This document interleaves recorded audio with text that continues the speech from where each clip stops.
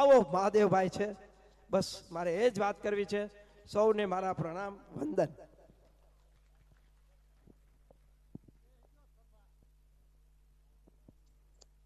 Hello,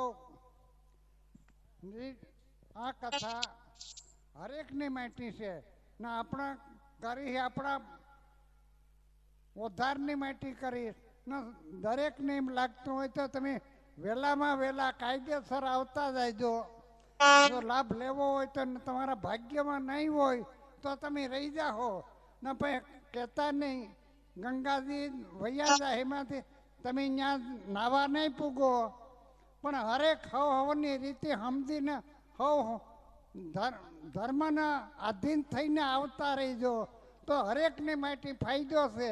નહીં તો સમય હાથમાંથી વયો જાય તો કેટલા વર્ષો લગી કલ્પો વૈયા જાત. મહાન પુરુષોએ ભૂલ કરીને કલ્પો લગ્યા વિચાર આવતા નથી ને સમય કોઈના હાથમાં રહેતો નથી. સમય મૃત્યુને ઘરાક ત્રણ કોઈની રાહ જોતા નથી.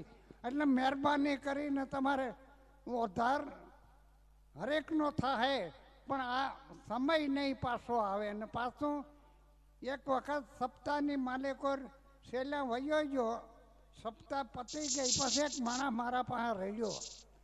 એને કહ્યું હું તોનો કોઈએ કહ્યું કે કંઈ દખ થયું? કંઈ નહીં, કે બે વર્ષની વાટ જોતો હતો. એ સમય હાથમાંથી વયો ગયો. અમે મહાદેવભાઈને 11 મહિનાની રાહ જોતા હતા. એ આજ આવીને સમય ઊભો રહ્યો તો હરેકની માટે તમારું કલ્યાણ કરવાની માટે હું મારું કરું, મહાદેવભાઈ એનું કરે. તમે આખી બધાય સભાજનો કરો ને એ બધાય હવના સારું આવો ને હવનું કલ્યાણ કરવું હોય તો ગંગા ધારા આવે ને ભગીરથીની 3 પેઢી ગુમાવી ત્યાં પૃથ્વી ઉપર ગંગાજી આવ્યા.